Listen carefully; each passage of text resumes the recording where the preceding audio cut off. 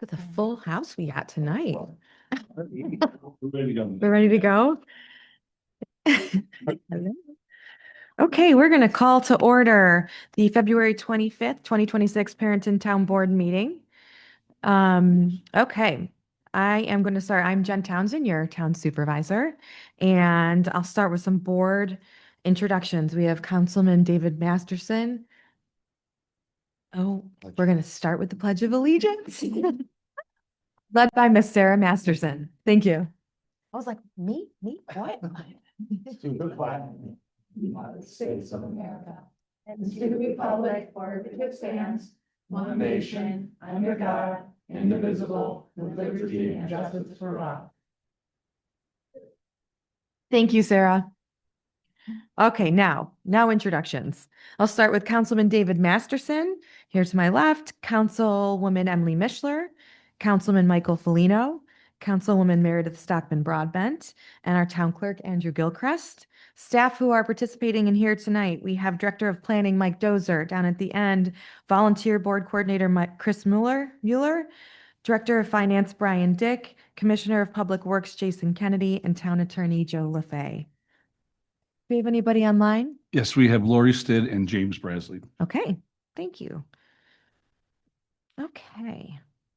Town board meetings are now being recorded. So if you're watching this at home and if you have to take a break and make dinner or put the kids to bed, you can watch all of this exciting content at your pleasure whenever you want on the Town of Perinton YouTube channel.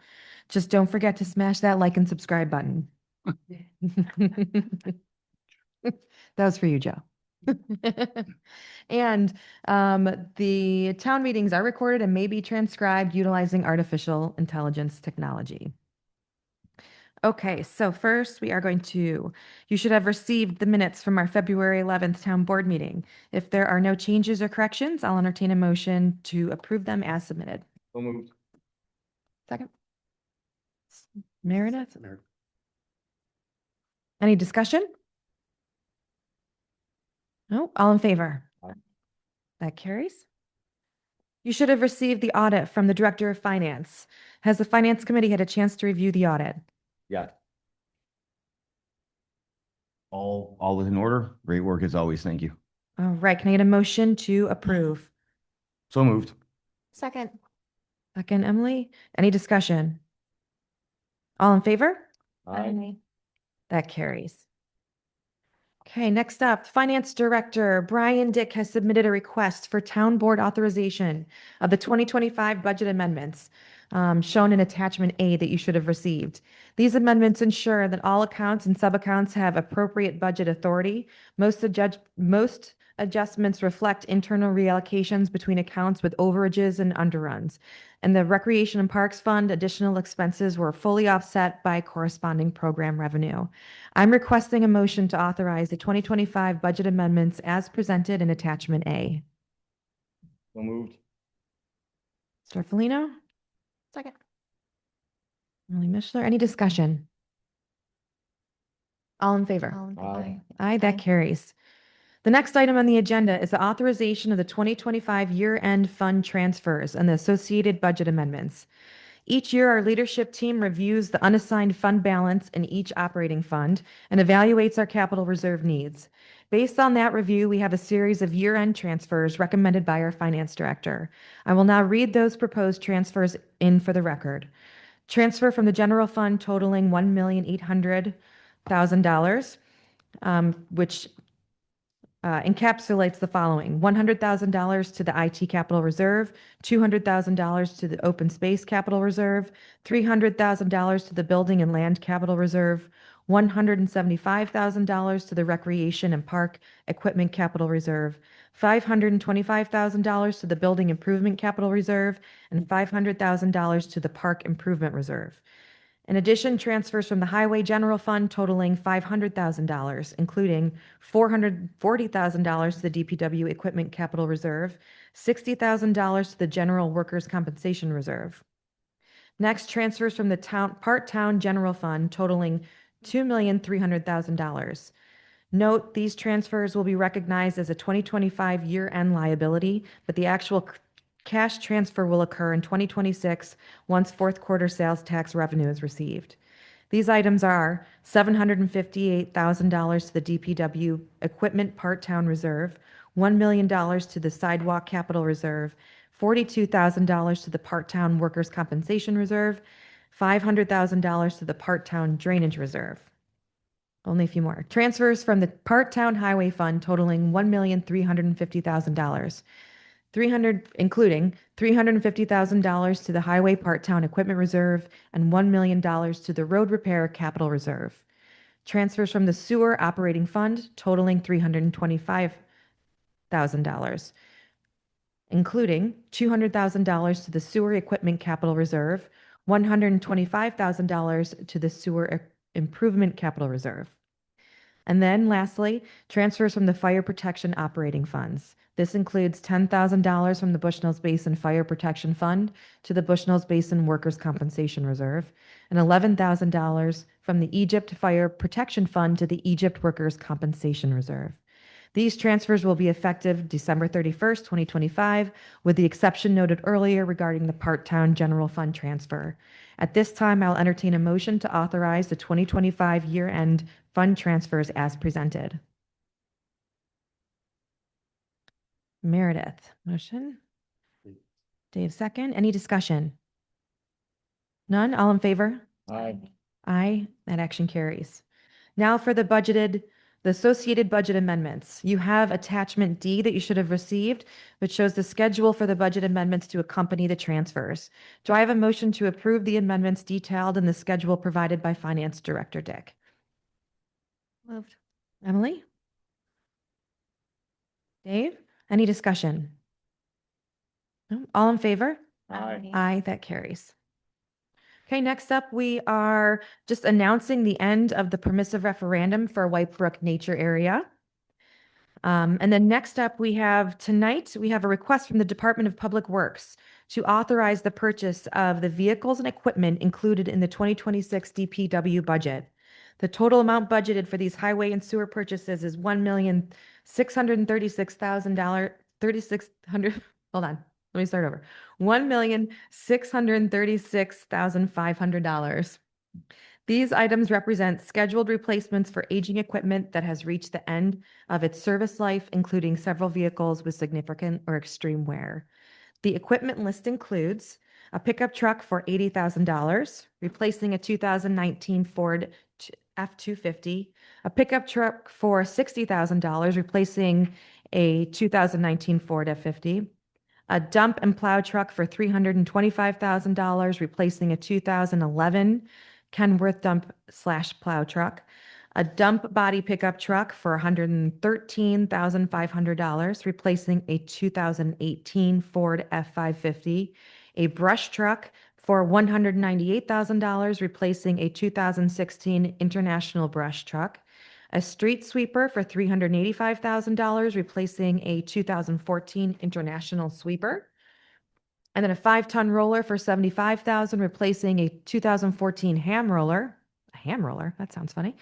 A 1-ton roller for $25,000, replacing a 2001 whacker roller, and a bucket truck. We're purchasing a used one for $35,000 that will be replacing a 2005 Freightliner bucket truck, and a pickup truck for $57,000, replacing a 2018 Chevy Silverado, and then a sewer camera van and equipment.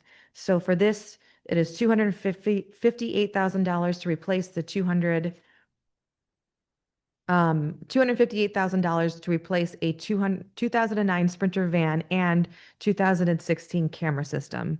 And then the generator for $25,000 to purchase new purchase for emergency pump station power. Okay. So these purchases follow the town's existing replacement cycles and procurement standards and are necessary to maintain core highway, snow removal, street maintenance, and sewer operations. In addition, more detail on each vehicle replacement was provided to the board in the February 13th, 2026 Public Works Memorandum. I will now entertain a motion that the town board authorize the Department of Public Works to proceed with the purchase of the 2026 budgeted equipment and vehicles totaling $1,636,500.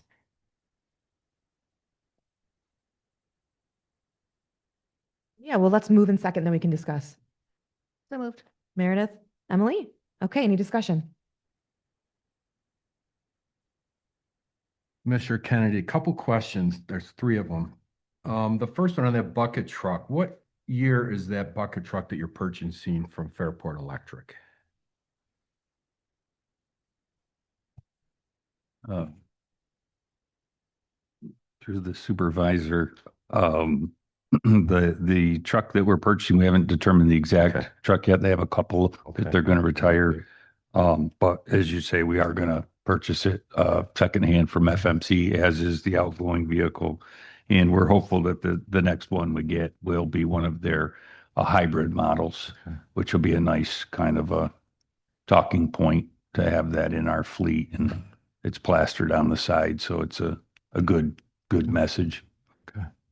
We all have seen their vehicles. They all appear to be in wonderful shape and they do take care of them. So the next one is this sewer camera van and equipment for $258,000. Can you describe a little bit about what that entails for that amount of money? Certainly. So what this particular vehicle is, it's actually a separate Ford Transit 350 all-wheel drive van. So it's replacing a Dodge Sprinter. I think they're now Pro Masters. So it's a commercial grade panel van that the actual vehicle is. And then it'll be outfitted and equipped with specialized EnviroSight camera van equipment, including like a workstation, computer monitors. There's an actual compartment for an operator to run the equipment and monitor it remotely. There's a heater installed in that portion of the van. And there's a separate portion that includes like a storage area, the work area where the camera's stowed, and some of the parts of the operation that go into the sewer get stowed separately. So I think it's important to note that while the quote that we received didn't break down between the vehicle proper and the equipment, we put the vehicle at about $70,000 to $80,000, and then the equipment itself is upwards of $160,000, $180,000. So it's a significant expense, and it certainly begs the question. That's a real expensive transit van, but it's really a specialized piece of equipment. And I apologize in advance, but I'm happy to share the brochure with the board. There's kind of a cutaway, and you can see the van and the equipment and some more specifics. And I'd be happy to provide that to the board if you'd like. Thanks. I No, think leave it in. go ahead. Councilman, Oh, you got a third one. Go. Decorum and order. Let's stay with the van if that's all right. I think we're on that topic and I think you're the knowledgeable person on this, so I'm sure you've seen these or know I've of actually them. been inside that at the Okay. most recent, the industry trade show. It's WWETT. I won't say that acronym. It's in Indianapolis every year with the EnviroSight camera. I've actually sat in that control part, and the majority of that cost is for that tractor. Is that the 1,000-foot crawler or is that 500 on that tether? We're going with what they call the RX 130L, and it's 1,000 foot of Okay. cabling. So that is Yes. part of it. So that is full real time 1080p HD, or is it the 4K one that's now up to? For real, that's what they make in these, and it's a camera tractor because it's remote controlled and it drives. That's exactly it, like the Mars rover for sewer inspection. It's got remote controlled pan and tilt 360. Does this one also have laser mapping and pipe sonar? That Your level of Councilman Polino, excitement is amazing. I'm not certain. Okay, with a clean storage compartment, and yes, that is what that costs roughly. Incredible value, it sounds like. Well, it is a mobile office with, like he's saying, real-time GIS integration for our computer software to map all of our sewer manholes. They can get layered into DPW maps and assess condition. Oh, that's great. Thanks, Mike. I'm glad we get, and that is also part of the cost difference. With these sewer inspection tractor cameras, the cost for footage between 500 and 1,000, that's why I ask, is not just a 45-degree angle. It's like a ski jump curve since the Olympics just ended. After you get that 500, each 100 feet more ramps the cost exponentially. Yeah. That's great. Maybe we can get Mike a ride along. And David and whoever else would like to join. The machine event is coming up in the spring, right? Maybe that's something we could have the machine. When is the expected delivery date upon authorization? Because they still have to build this. Yeah, I don't have a lead You're not gonna time, get but it we're in talking. Maybe a year from now. Yeah. Oh, okay. They take a long But time. we could. Well, yeah, these aren't just on the stock, when a municipality orders, and they had one or two that they bring in, it's the Indianapolis Convention Center. So it's huge, it's, I don't know, 500,000 square feet. There's like Vector suction trucks that have got boom arms for cleaning everything out on the show floor. So they'll have one there that'll be like a demo model that they try and sell to someone so they don't have to drive it back to where it's fabricated. But any other orders that they get from any municipality, they build out once you order, inspect the exact configurations. Oh, that's cool. Because if the same van that was being sold to Arizona or Phoenix would not need the level of insulation or heat that we would need up here, but they would better focus on more cooling, had some ancillary air conditioners. So they build out per order. Nice. Very nice. Cute. Thank you. What Councilman Felino said. Did you have another question? Okay. All right. Any more discussion? All right. All in favor? Aye.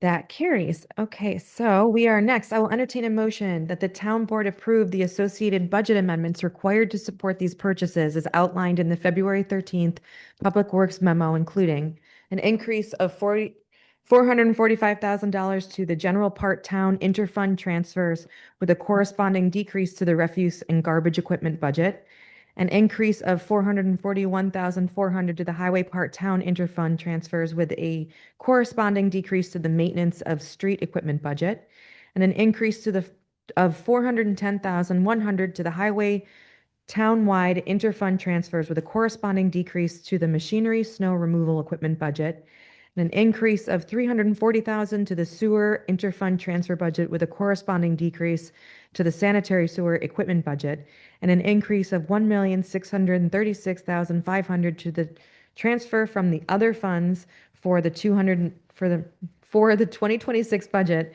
with a corresponding increase to the equipment purchase capital project fund. Can I have a motion? So moved. Councilman Flino? Councilwoman Mishler, any discussion? All in favor? Aye. That carries. And finally, I will entertain a motion that all replaced vehicles and equipment be declared surplus and authorized for municipal auction with proceeds returned to the appropriate reserves. So moved. Councilman Flino, Broadbent Stockman. Any discussion? All in favor? Aye. That carries.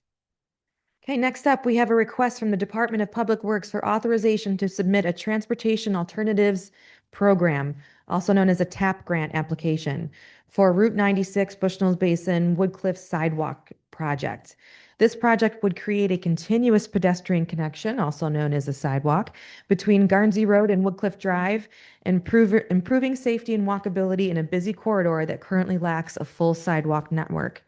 This sidewalk connection would link the commercial center of Bushnell's Basin with the Woodcliff area, supporting multimodal travel and improving access for residents, businesses, and visitors. While the project is not currently in the town's capital improvement program, it is supported by the 2021 Comprehensive Plan update. The estimated total project cost is $1,761,000, of which the TAP program can fund up to 80%, which is $1,408,800,000, and the remaining 20% of $352,000 is shared between the state and town. Because this project is on a state right-of-way, New York State would cover 15%, and the town's required share would be 5%, which is $88,050. Funding for the town's portion is available in the Sidewalk Capital Reserve or could be included in a future operating budget, subject to board approval. Securing this grant would substantially reduce the overall local cost. The board's authorization is required for the formal TAP application submission. I now ask for a motion that the town board authorize the submission of the 2025 Transportation Alternatives Grant application for Route 96 Bushnell's Basin Sidewalk Project, as outlined in the February 17th, 2026 memorandum. This authorization will affirm the town's support for the project and its commitment to providing the required 5% local share. Can I have a motion? Councilwoman Mishler? Second? Councilman Masterson, any discussion? It's a great opportunity if we can get this, right? The $1.7 million project that would cost the, our community 88. Yeah. Right? Right. It's amazing. That's great. Okay, all in favor? Oh, I do have Oh, one more question. I'm sorry. Commissioner Kenny, what is the approximate footage of this connector? This would include approximately 5,700 feet of brand new sidewalk. So A that would- mile. Yeah, that's a pretty mile significant. again of new sidewalk, a combination of new sidewalk and replacing some aging asphalt sidewalk. Would this be on the north or south side? This would continue the sidewalk and replace sections on what would be the north side. It would also now create a sidewalk on the south side that would essentially extend down just past Park Road. And then the northerly extension would continue all the way to Woodcliff Drive. That the south and north crossing occur at that signalized light by 1212 Pittsburgh Victor Road? Yeah, we anticipate that's where we would look for, the 96 crossings, and the limits, the north-south limits were designed to accommodate existing development, also tie in Woodcliff Drive.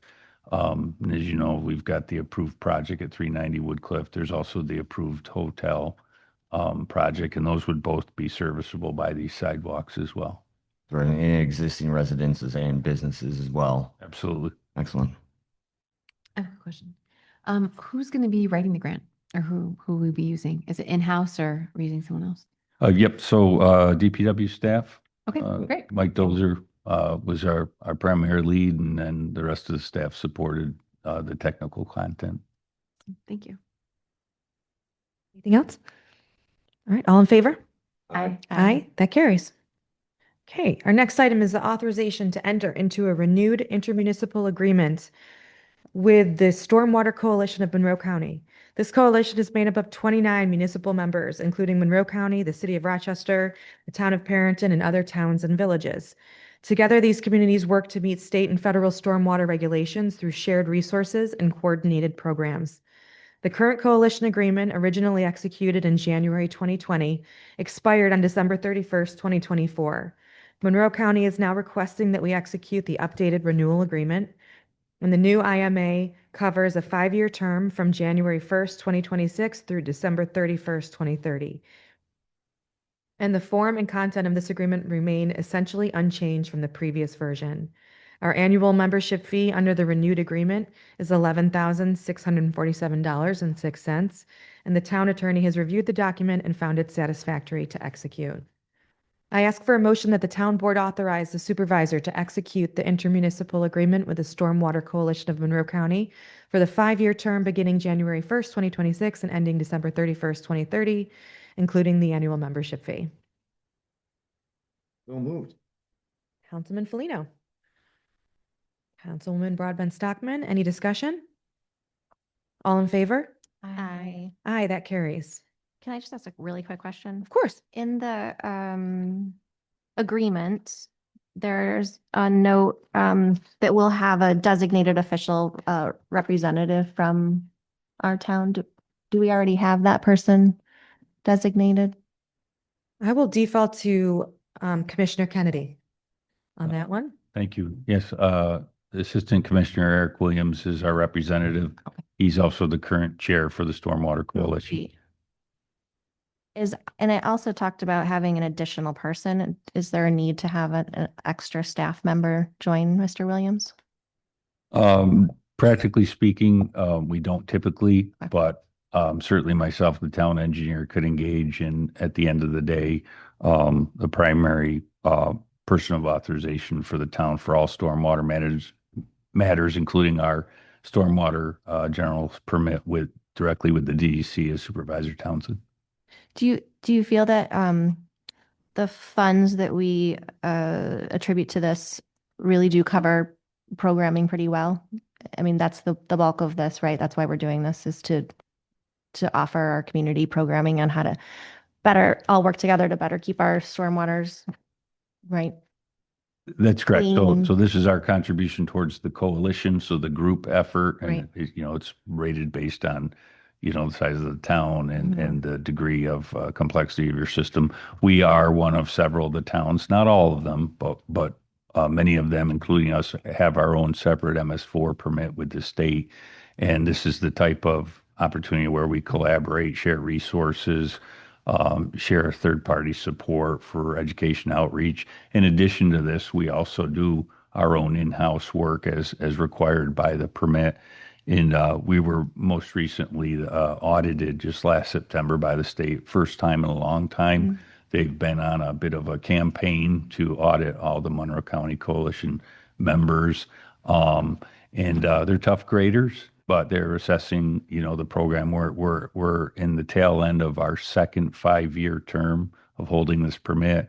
They've come out with some new requirements and whatnot, so it kind of gets consistently more challenging and more stringent, but it's certainly a good cause, and they're not asking, they're telling.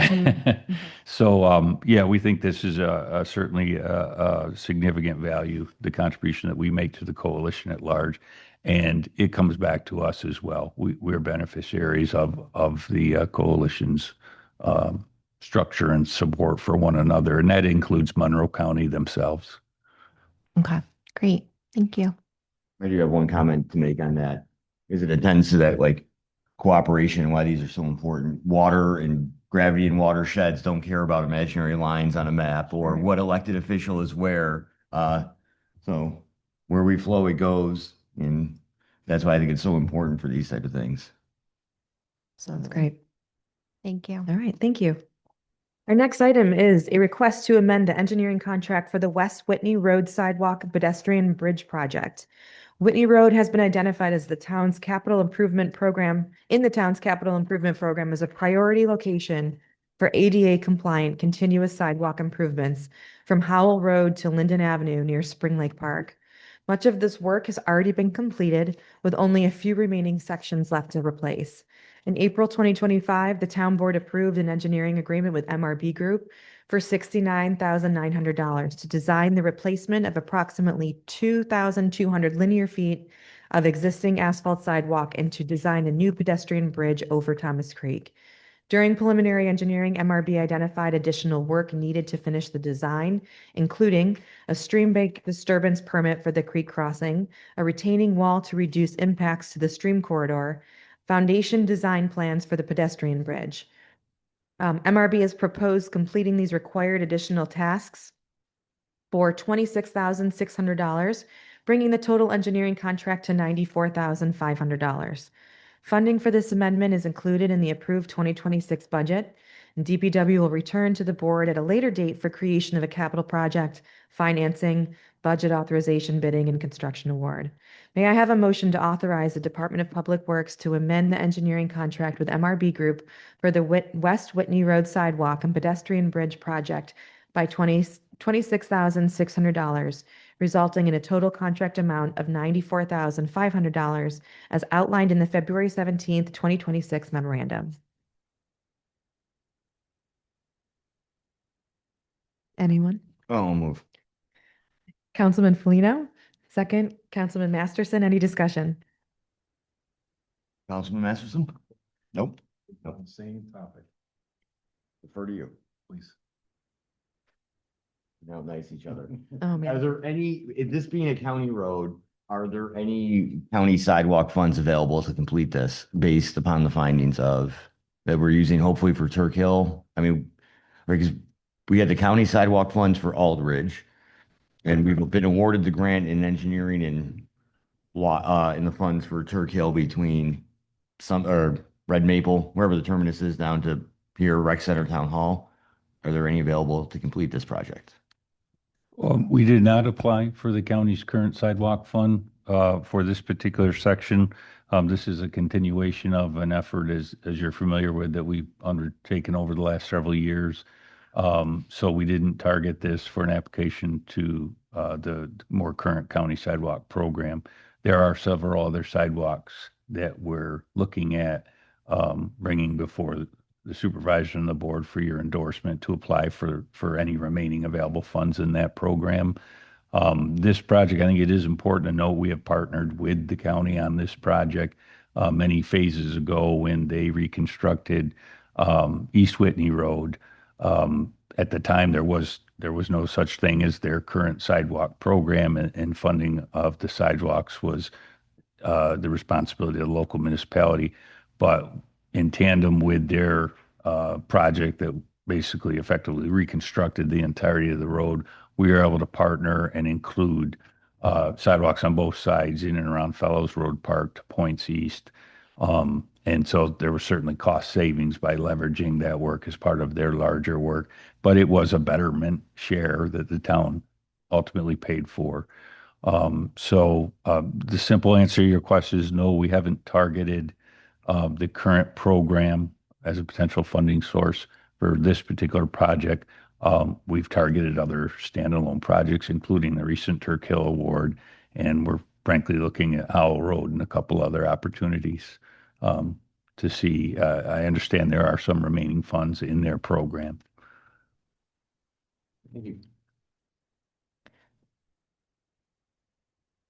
So Tom's Creek, is that considered a tributary of any creeks where it could house any native fish? Is that a possibility?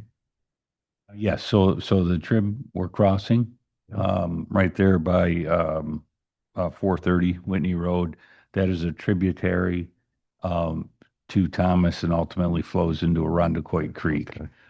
So there's certainly, habitat consideration and whatnot in the design and construction of the bridge. Hence the desire to minimize the potential influence on the stream corridor, and obviously the desire to go over top as opposed to, it's not the same type of project if you were trying to install a culvert. So we're avoiding meeting all those requirements. A little bit different. So does the DEC get involved with this permitting or this bridge building or reinforcement of the bank? The DEC will have to get both a county Yes. DOT permit and a DEC permit. Okay. Yes, absolutely. So are there grants available through Fish and Wildlife for any of this bridge building? That's an excellent question. I am not aware Okay. if there are specific to a sidewalk bridge. I had heard recently that Fish and Wildlife had all sorts of money available. Okay. Whether a grant would apply to this or not, I have no idea. But being a tributary might be a benefit. And also the biggest thing was the habitat, as you mentioned, Jason. That seems to be a big concern of a lot of people that use these creeks to fish. So for reproduction and Yes, what we're seeing is for culvert replacement. So, obviously going underneath roadways and whatnot, the requirements are exponentially more stringent nowadays. I know the Fairport School District was undertaking replacing a culvert that crosses the ball fields at Minerva Deland, and then basically putting hard pipe, extending that hard pipe where there was some open swale, and they had to go through a lot of steps, approval steps with the DEC, and that's all those requirements are born out of a desire to preserve, the continuity of the stream corridor, the stream bed, the habitat for the various, wildlife, fish, et cetera, that utilize those corridors for transportation and mating and whatnot. So, very stringent, very challenging. Obviously, the DEC's focus is to make sure at the end of the day, the infrastructure isn't impeding the natural wildlife. thank you. Any other comments? All in favor? Aye. Aye, that carries. Thank you, guys. Those are great questions. Great comments. Next up, I'd like to recommend Melissa Martins for appointment to the position of Executive Assistant to the Supervisor. Melissa brings more than a decade of experience in communications, operations, and high-level organizational support, including work with federal agencies and senior leaders. Most recently, Melissa served as a senior manager and strategic communications manager, where she led a 13-person team supporting the Department of Veterans Affairs. In that role, she coordinated cross-functional projects, managed detailed workflows, and oversaw the development of communications products, ensuring quality, accuracy, and timely delivery. Melissa has also served in the Marine Corps for 5.5 years as a public affairs specialist. In 2017, she deployed to Central America, where she trained alongside partner nation militaries, helped build schools and training facilities for local communities, and supported humanitarian relief efforts in the Leeward Islands after Hurricanes Irma and Maria.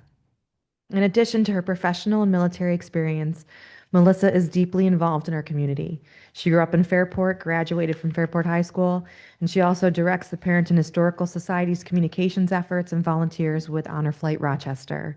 Melissa brings exactly the mix of professionalism, organization, diplomacy, and community-minded service that this role requires. I believe she will be an exceptional partner in ensuring strong communication, smooth day-to-day operations in the supervisor's office, and responsive service to our residents.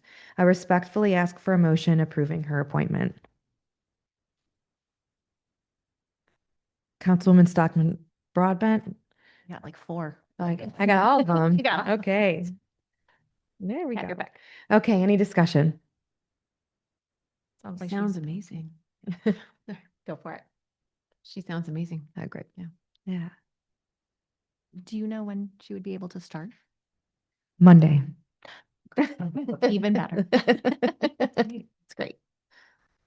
Could you explain to people that might be watching why this job didn't need to be posted? Yes. Thank you. Yeah. So some positions are exempt. So exempt positions do not need to be posted, but specifically this one because it's a sort of a confidential secretary to the supervisor. So it's the type of role where posting it and having people from, all over the county and community apply may have been sort of not a waste in resources, but it's one of those things where you need to have trust in the person. It's expected that, with board approval, it would be a position where the supervisor would have more of a close experience with that person. So I have not worked with Melissa before. I did talk to a number of people before deciding Melissa would be the best option for it. But it was a more personal interview process versus a posting, but it wasn't required. And it's not a civil service position, so Correct. Okay. It is not a civil service protected position. Hmm. Any- would it kind of be, she will be employed at the pleasure of the supervisor, or, as long as. Correct. Yeah. Yep. Yep. At the pleasure of the board. Hmm. Awesome. Okay. All in favor? Aye. Aye. That carries. Welcome. Hey, Melissa. See you Monday. Okay, now supervisor updates. I have just a few things and then we can open up to the board.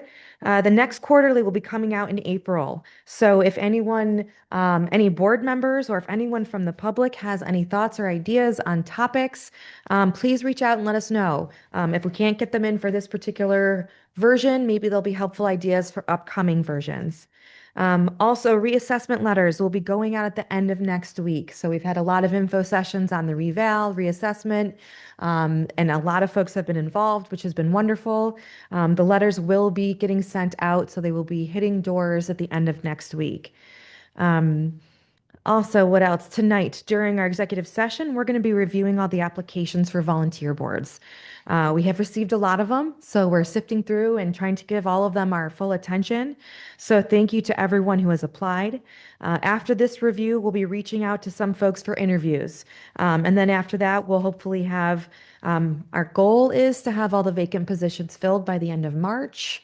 Early April, hopefully. So if you have applied and you haven't heard from us yet, don't worry. We are just reviewing them now and we'll be reaching out for interviews if that's something that will be coming your way.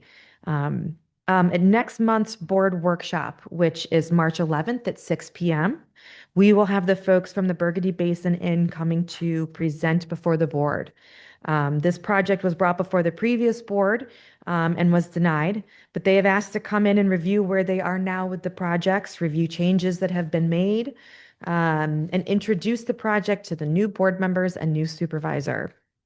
Because this is a workshop, it will not be open for public comment, but the public is welcome to attend if they'd like to hear what's happening. So if you're curious about this project and you followed it previously, Zoom in or come visit us to watch and see what the latest is regarding the Burgundy Basin Inn.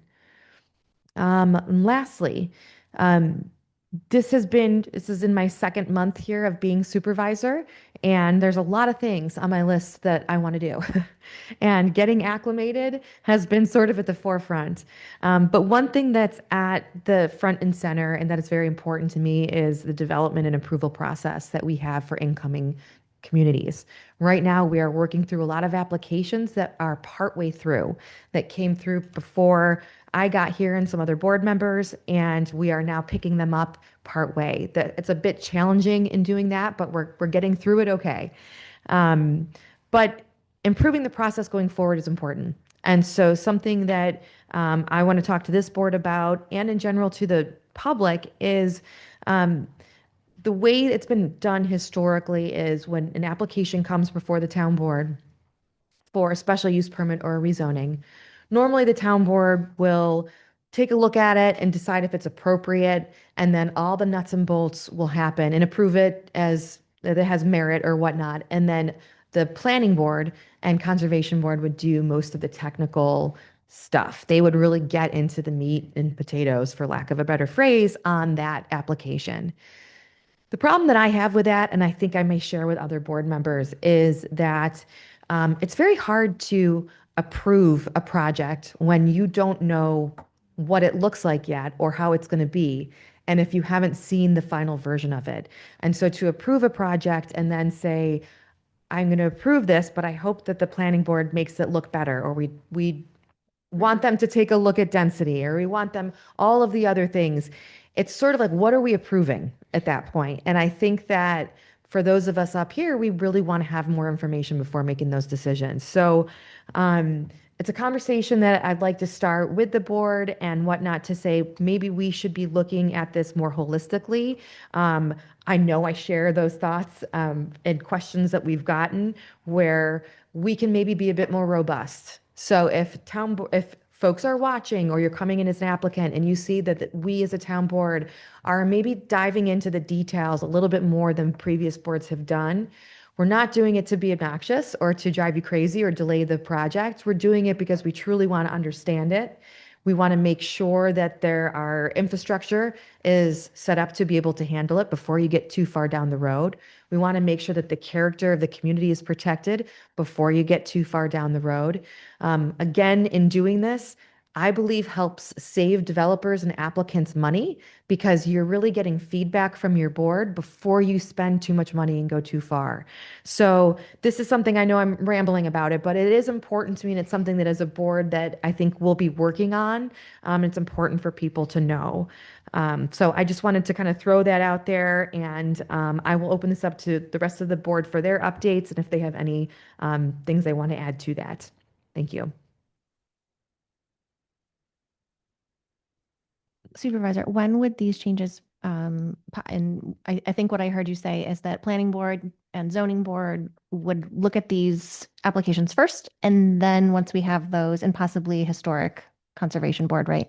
Look at them first and then provide us recommendations, and we would be sort of the final stop. Is that what I'm hearing you say? We have to look at the process. Right now, they come to us first, and then we refer them to the other boards.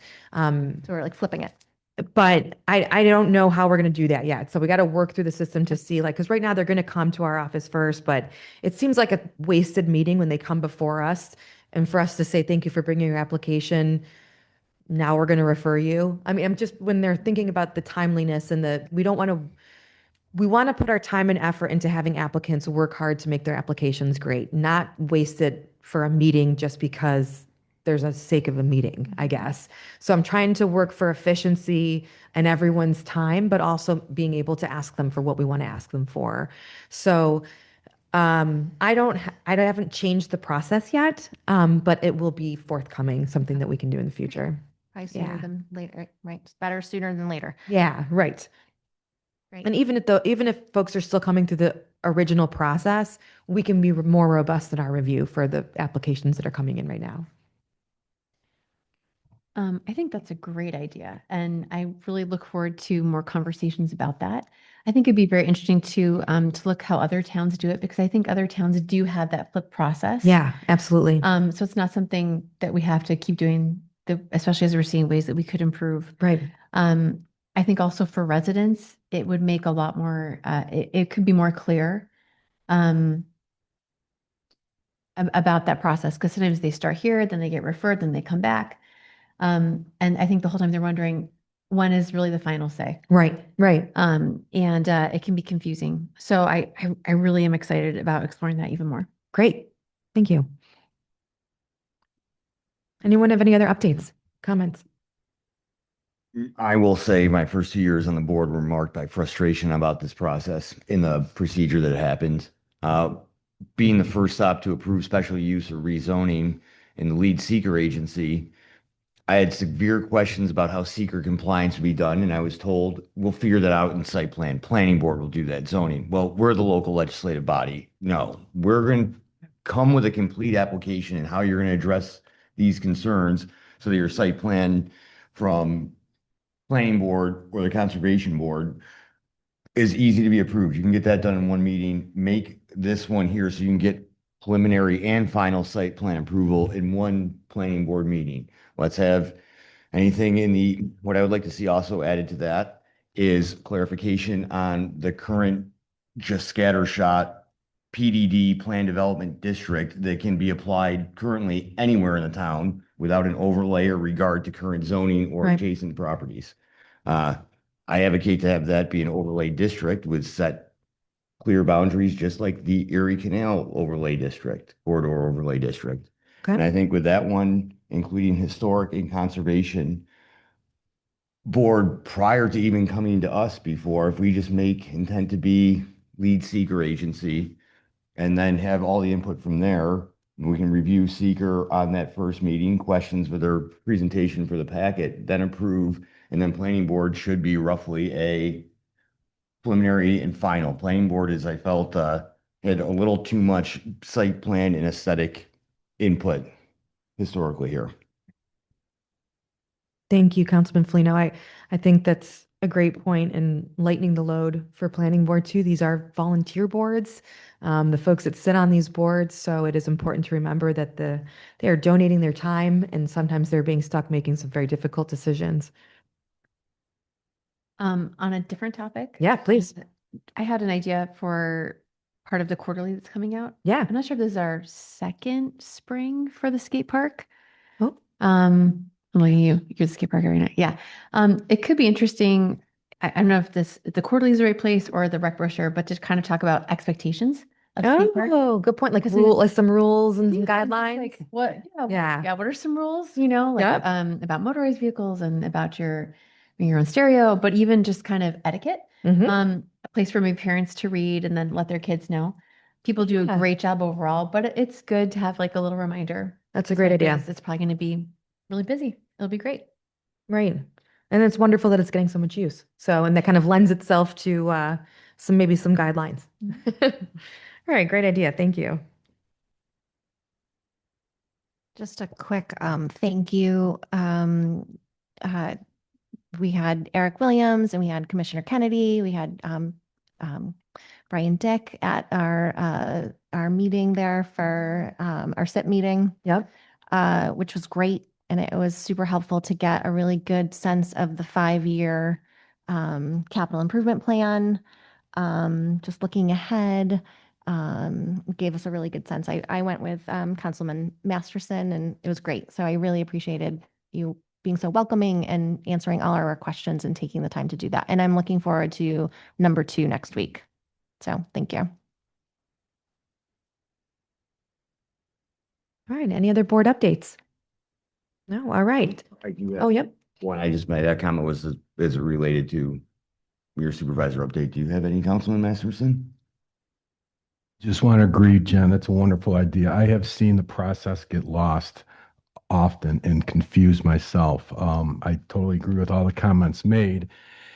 One thing I've often wondered is there any reason to bring other topics in front of the board, meaning not Mr. Smith is putting an addition on, but whether there's something large happening within the town, business additions, or something that might need our attention, or is that something that we generally do not get involved with?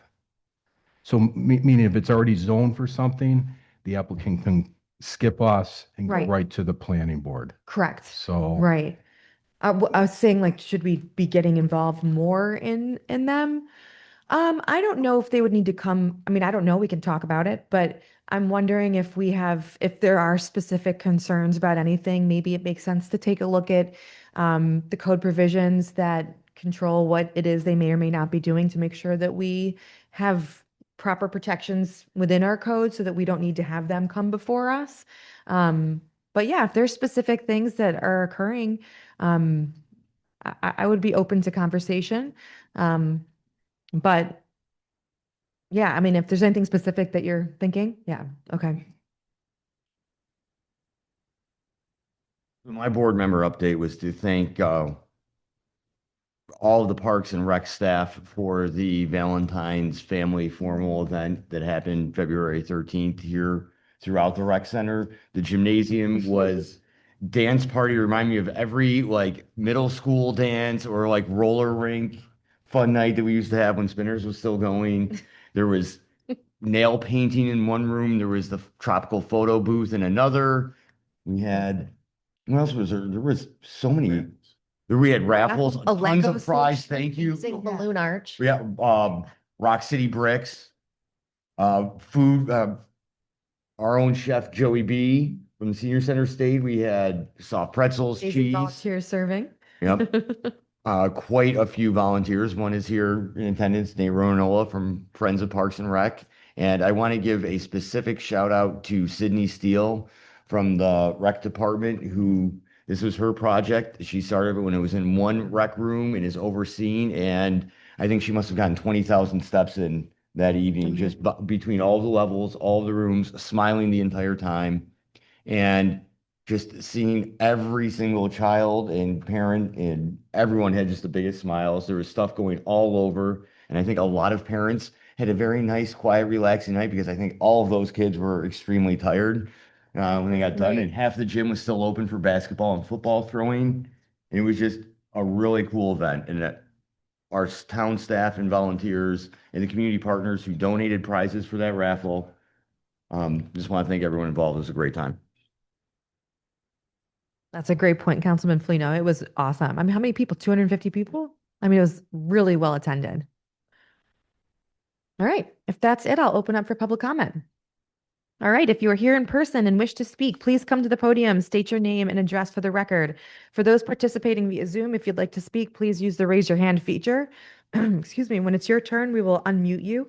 Please state your name and address for the record before beginning your comments. Is anyone here for public comment? Yes, the gentleman with his hand raised.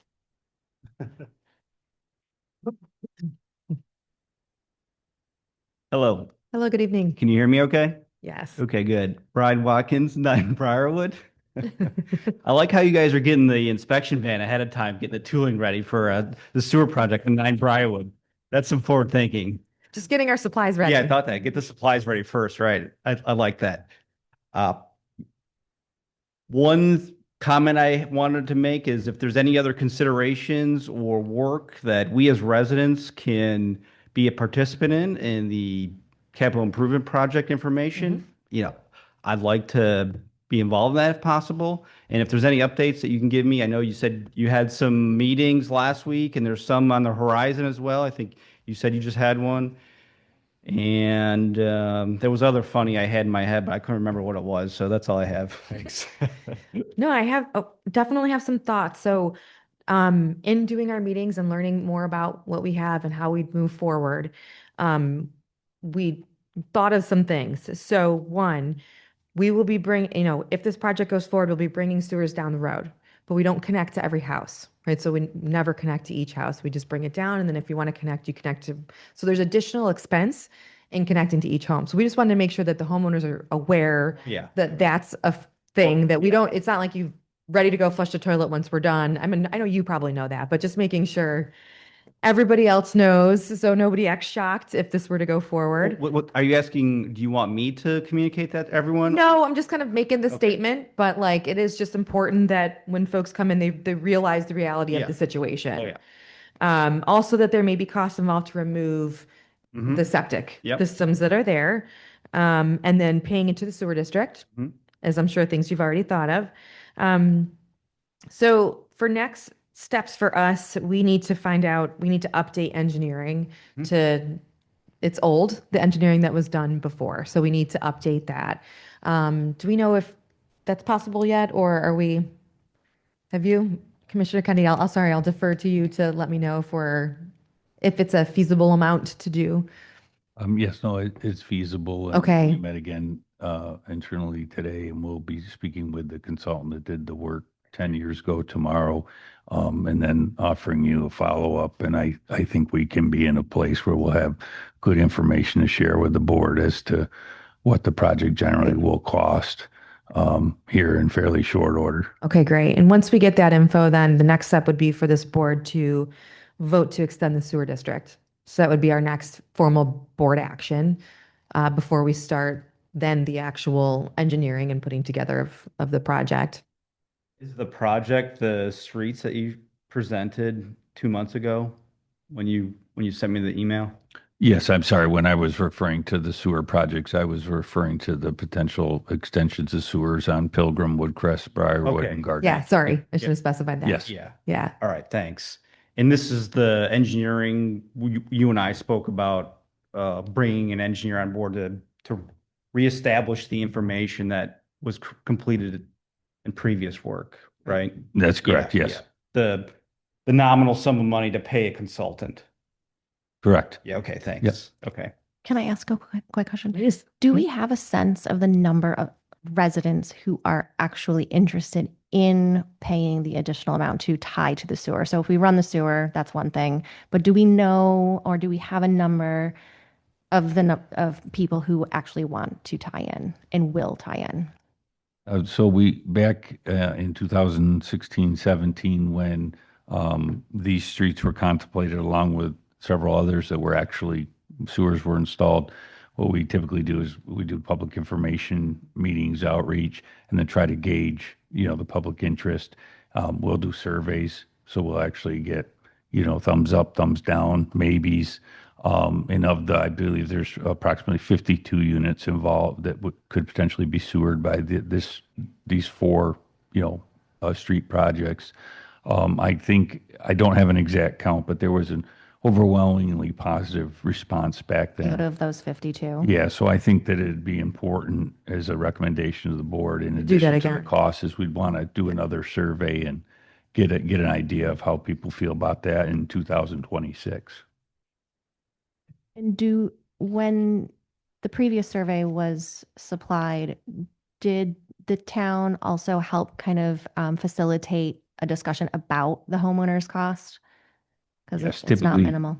Yeah, our kind of standard format and agenda for our information meetings is we provide information about the project, what it is, what it'll do, what it won't do. And a big part of that is explaining to homeowners what the project will include and entail as part of the town cost. And then ultimately what the homeowner's responsibilities are, from hiring a plumber to connecting into the service lateral that we construct up to the right of way on the property line, to abandonment cost. And we also talk about what the rates look like, so that what they'll be paying annually as part of their combined town county tax bill to be a sewer customer. I do agree with you. I think that updating that for 2026 to see the actual real-time interest in tying in would be very helpful. Like, I know you guys have got a current petition. Could you resubmit that, right? I know you and Mr. Rosini do have a petition somewhat recently, right? Could you just re-email? I know you have. I don't remember if it's when this board is taken in its current iteration. Please. We did not submit it in 2026, correct? Yes. Yeah, we have a signed list of Yeah. approximately 10-ish people, I believe, on Briarwood. And just on your street alone. It's on our street alone. Yeah. Yeah, that's the legwork. I mean, if it helps, I'll go do the rest of the legwork, but it's Well, I not- mean, even if people just network or submit that when you do have because that would give us a pretty good idea of percentage on that street right there. That is current in 2026. Would? Yeah. Yeah. The one you've already got, just submit that. And Yeah. if people are talking, one other thing to take in consideration. Yeah. Okay. Or the town clerk. They could email me directly. Like if you can just use your network in the neighborhood and say, send an email to the town clerk, I'll compile it and just provide it to the board. Okay. Just I can so do that. To show that they're aware and that they're interested in connecting. Fair enough. One thing to disseminate with your neighbors, I don't know if anyone does, but septic tanks in the backyard are going to be significantly more work for that person than anyone who does have them in the front. Because most of their plumbing in their house is pitched to go out the back. Yes, I'm aware. I'm one of those people. You are in the back, yeah. Absolutely, yeah. No. No, just talking when we were talking about this. And so from the meeting, because I've been here, Meredith and I have seen this coming for a while. We did have a meeting. It is in next year's budget. It is feasible. And I think we got a sewer camera truck coming to inspect sewers. You can find tie-in points. You need an ROI in your sewer truck, right? So. Yeah, there you go. I won't be doing that. I don't mix the professional and the municipal parts of my life at all. So, and for anyone listening, I'm strictly commercial industrial plumber, so I would not be, no conflict of interest. So I do not do sewer lateral reinstatements. Oh, boy. Feel, Brian, feel. I feel better You feel better? today than I Okay. have in the past. So thank you for the information and putting the legwork into it. The feedback has helped me at least understand that you've taken my ask seriously and you've put time and energy into it. Even if the answer was no, at least I know that you did something, which I appreciate. So it sounds like the answer is trending towards yes. We just have to communicate to our neighbors that, it's going to cost us an arm and a leg to do it, which, I understand. I've Right. budgeted for that. I don't know that everybody has because they may have said, oh, this is a lost cause. I'm going to go spend my money on something else. Right. So, but, hopefully we can make that happen. Okay. And I will take it upon myself to get emails and I'll send you the list I have immediately and then I'll see what I can do about drumming up the business and the other streets. Awesome. Appreciate your time. Yeah, Have a good night. Thank you. Mr. Kramer?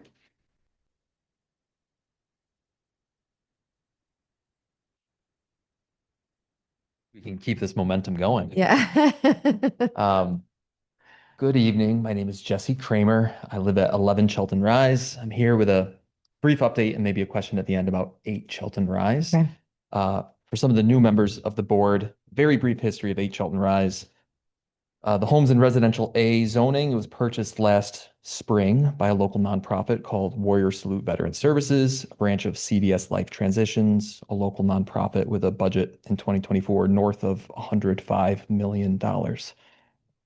Warrior provides transitional housing, aka halfway housing, to veterans who are recovering from substance abuse, alcohol abuse, post-traumatic stress disorder, and other struggles. And I think from day one, I think 100% of my neighbors agreed that it was a very worthwhile cause. The question is whether residential A zoning is permitted for halfway housing, maybe vice versa if I phrase that incorrectly.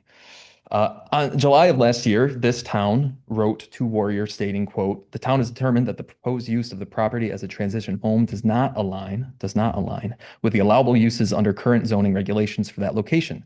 As such, it cannot be approved for this purpose," end quote. A very clear message. Warrior, for lack of a better term, ignored that letter. They renovated the house 6 weeks in September and October. My neighbors and I inquired why the town was permitting that renovation. And the town, I think understandably said, you can renovate a house that's different than moving people inside the house. Fair enough. Throughout the summer and into September, Warrior was still in writing to elected officials, maintaining that they would continue providing transitional housing services at the house. So they were, again, ignoring the letter. Fast forward to November 14th, the CEO of Warrior Salute wrote a letter to the town board stating that they had refined their plans, that it would not be transitional housing. It would instead be a group of friends living together, indistinguishable from any other single-family use. There would be no staff on premises, and there would be no programming on the property. And residents moved into 8 Chilton Rise around Thanksgiving. I came to this body on December 3rd, asking the former supervisor if the board or if the town would uphold its earlier decision that a transitional home does not align with the allowable uses, et cetera, cannot be approved for this purpose.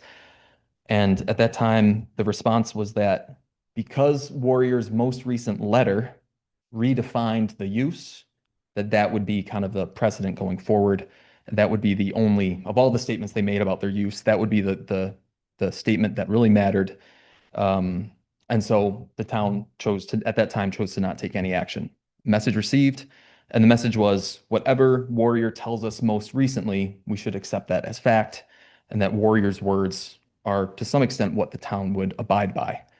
And that might be a slippery slope. So fast forward to today, and I think to myself, unless Warrior comes out and puts it in writing that, hey, we're providing mental health services here, the town probably feels like its hands are tied. That some of my neighbors in the back can attest to the multiple staff members coming back and forth every single day. It's not in writing, so it's just kind of anecdotal hearsay that we see from the second stories of our house. I get it. But if Warrior did come out and in writing announce that they're providing mental health services in the home, it might change circumstances somewhat. And coincidentally, on February 11th, Warrior Salute shared with the community that they had the opportunity to speak with Samra Brooks' office inside their new Warrior Salute Veteran Services home about the services they provide to veterans in the community. Thank you very much, Senator Samra Brooks, for your support in providing necessary mental health services for everyone in our community. So I think mental health services in their new home. There's a discrepancy, I think, between what Warrior stated in November, no mental health services, no services at all, no staff on the premises, and what they're saying 3 months later, November 14th to February 11th. It's even less than 3 months. So I'm not sure if this body can put the toothpaste back in the tube, but I would ask for some clarity and consistency and maybe some understanding of what exactly is going on there from a use point of view. Again, I don't know what actions this town can take at this point. Back in October, we said, once people move in, it's going to be really hard to kick anybody out and borderline unfair to kick anybody out. But here we are. They're not doing what they said. They're not doing what they said. So I'll pause there. Thank you for listening. I'm happy to answer any questions you might have for me. I'm not sure what they would be. Thank you. Can I have a copy of that? Yeah. Could you email that to all of us, please? Can town staff look to see if there's any 911 call logs to that address since November?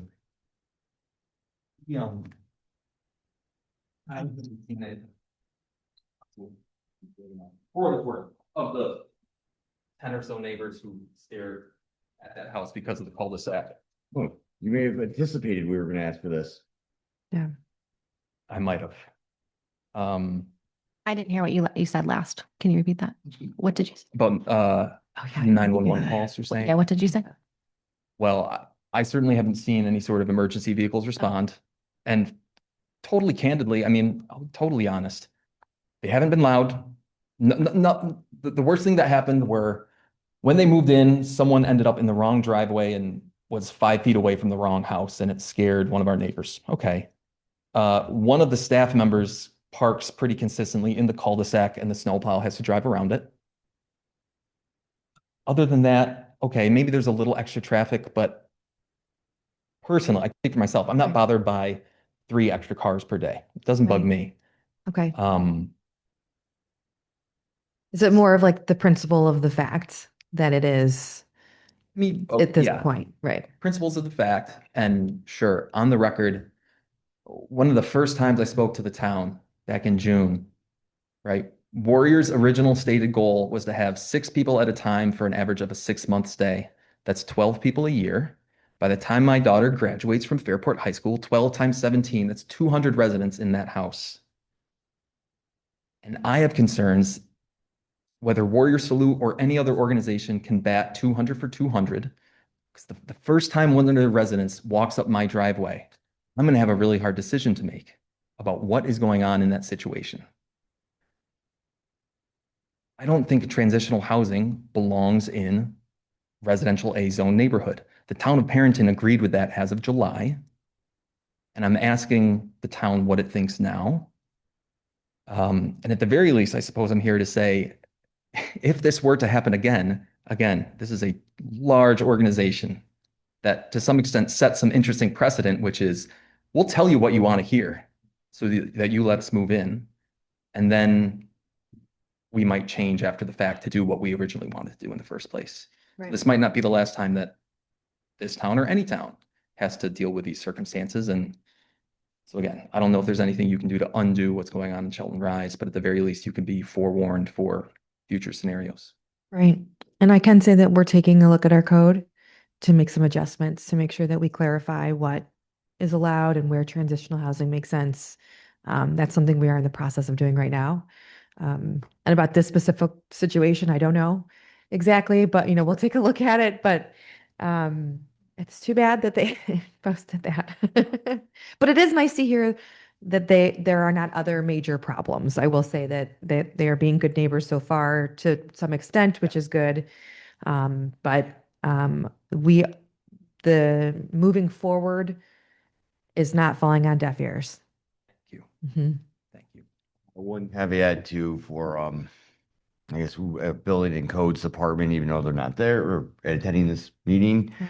We have had the coldest winter we've had in a decade with 2 feet above average snow. There's not going to be a lot of outside. So I think, everyone's inside. So impact, I think, would be let's pay more attention to our codes very stringently because I still am not thrilled with the blatant disregard, not just by the precedent that's set with a letter from a town attorney stating that use in that neighborhood. Right.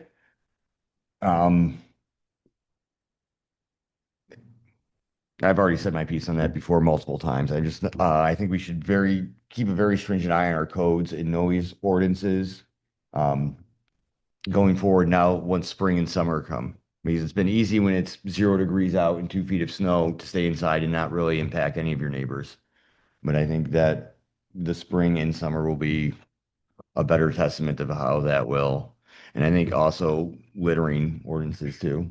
I mean, it's the truth, whether they're veterans or not, people in recovery, which everyone in this program happens to be a veteran in recovery. Everyone is there because of substance or alcohol abuse, are going to be exponentially higher rates of smokers than the general population. So, and again, because it is a public facility, and that's where, to their point, they're trying to say it's like every other single family house. And I remember saying this when they came before the board at that point. No, in a single family home, you are not bound by tobacco use laws from New York State.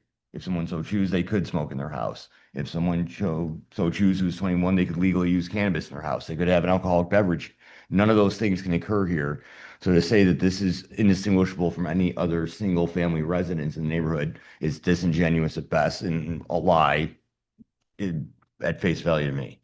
So, I mean, it's not, you can have it both ways and say it's the same as every other house in the neighborhood, but yet we've got bound laws that count for communal housing to make it different. And yeah, keep rolling your eyes. Thank you. Thank you. Thank you. Thank you, Mr. Kramer.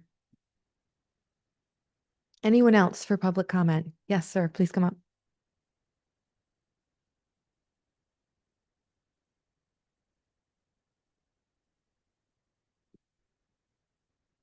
Lazio, 17 Shelton Rise. My house faces 8 Shelton Rise. Just a comment on those living at the house that are supposed to be there for a year. At least it's stated that way. A certain Dodge Charger, probably around, and I can't tell you exactly how many days, probably around 3, and the only reason is because I go away every month. 3 weeks or so, at about 10 o'clock at night, between 10 and 10:20 at night, would back into the driveway. 6 o'clock in the morning, remote start the car. So the lights are flashing right into my bedroom. And I'm very aware of it. And it would leave around 6:20 in the morning to return 10 o'clock that night, that evening. That car is no longer around. It doesn't support the idea that somebody's living there for a year. Was it a guest? I don't know. All we know is what we see and what we hear. That was a little bit aggravating to me, to have those lights shine in my bedroom. I mean, what do I do? blackout shades. It's just a comment to support what Jesse was saying. We really don't know what's going on there, and I think we should. Thank you. Thank you, sir. Anyone else? Okay. Oh, anyone online? No one raised their hand, Ms. Supervisor. Okay, thank you. All right, we have no matters of urgency tonight, correct? Anyone know? Okay, that wraps up the regular board meeting. We will be going into executive session. But the public portion of our meeting will be ending now. We don't adjourn, right? Because we go into executive session. All right, can I get a motion to enter into executive session to review volunteer board applications? Councilman Felino, second, Councilwoman Stockman Broadbent. Any discussion? All in favor? Aye. Aye. All right, thank you, everybody. Why don't we move into